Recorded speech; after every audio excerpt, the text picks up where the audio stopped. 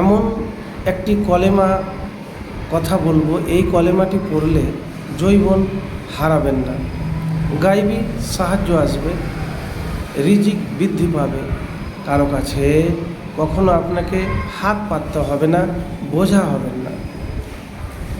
প্রিয় ভাই, তো তার আগে অবশ্যই দুরূদ শরীফ পড়বেন। কোন দুরূদ শরীফ?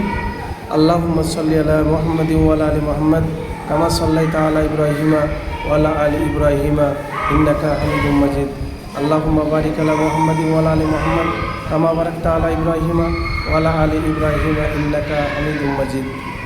তো দুরূদ শরীফ কেন পাঠ করবেন? দুরূদ শরীফ পাঠ একবার যদি করেন, নবীজি সাল্লাল্লাহু আলাইহি সাল্লাম বলেছেন, আল্লাহ তার উপর 10টি রহমত বর্ষণ করেন। তো যৌবনকে ধরে রাখার জন্য একটি দোয়া, আমি যে কালেমার কথা বলেছি, কালেমা মানে হলো কথা। আমি এমন একটি কথা, দোয়ার কথা বলবো, সেই দোয়াটি হলো আল্লাহুম্মা ইন্নী আউযু বিকা মিন আরজালিল উমুরি। এই দোয়াটি প্রতিদিন সকালে এবং সন্ধ্যায় 3 বার করে পাঠ করলে বার্ধক্যজনিত অক্ষমতা থেকে রক্ষা পাওয়া যায় এবং যৌবন ধরে রাখা সম্ভব হয় ইনশাআল্লাহ। তো দোয়াটি কি? আল্লাহুম্মা ইন্নী আউযু বিকা মিন আরজালিল উমুরি। এর অর্থ হলো, হে আল্লাহ, তুমি আমাকে বার্ধক্যজনিত সকল অক্ষমতা থেকে আশ্রয় দাও। আমল কখন করবেন? প্রতিদিন সকালে ফজরের নামাজের পর এবং সন্ধ্যায় মাগরিবের নামাজের পর দোয়াটি 3 বার পড়বেন।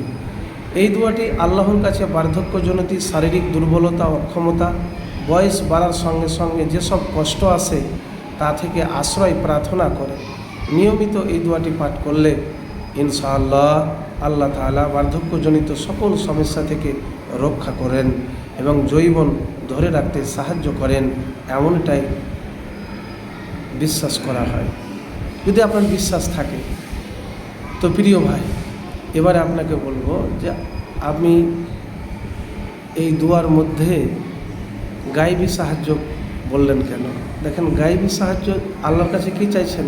যে তুমি আমাকে বার্ধক্যজনিত সকল অক্ষমতা থেকে আশ্রয় দাও। তো যখন বয়স বাড়বে, শরীর চলবে না, ইনকামও কম হবে, হবে না?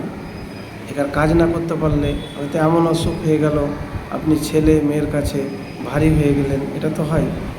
তো যে কোনো সমস্যা, আপনার বয়স বাড়ার সাথে সাথে হাঁটা চলা তো কষ্ট, তো অনেক জীবনের সমস্যা থাকবে।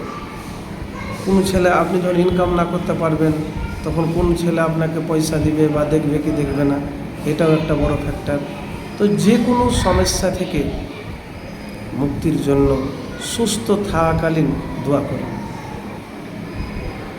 নবীজি সাল্লাল্লাহু আলাইহি সাল্লাম বলেছেন, যে ব্যক্তি সুস্থ থাকা অবস্থাতে আল্লাহর কাছে বেশি বেশি করে দোয়া করে, আশ্রয় চায়, যখন সে অসুস্থ বা বিপদে পড়লে তার দোয়া কবুল করা হয়। তো এতটুকুন বলবো ভাই, যে এই দোয়া দিনে এবং রাতে ফজরের নামাজে পড়ে এবং মাগরিবের নামাজের পরে এই দোয়াটি পাঠ করতে মিস করবেন না। দুরূদ শরীফ একবার পড়বেন। প্রিয় ভাই, আপনি যদি আল্লাহর উপর পুরোপুরি ভরসা রেখে, সম্পূর্ণ ভরসা, মানে যেমন তেমন নয়, একটাকে মানব একটাকে মানব, আমি আমার রবের কাছে দোয়া করেছি, আমার রব আমাকে দিবেই দিবে। তো ভবিষ্যৎকে সুন্দর করার জন্য, ভবিষ্যতে ভালো থাকার জন্য, ভবিষ্যতে ভালো থাকবেন এই দোয়া ইনশাআল্লাহ পাঠ করতে গেলে। একবার আমল করে দেখুন, ইনশাআল্লাহ ফলাফল পাবেন।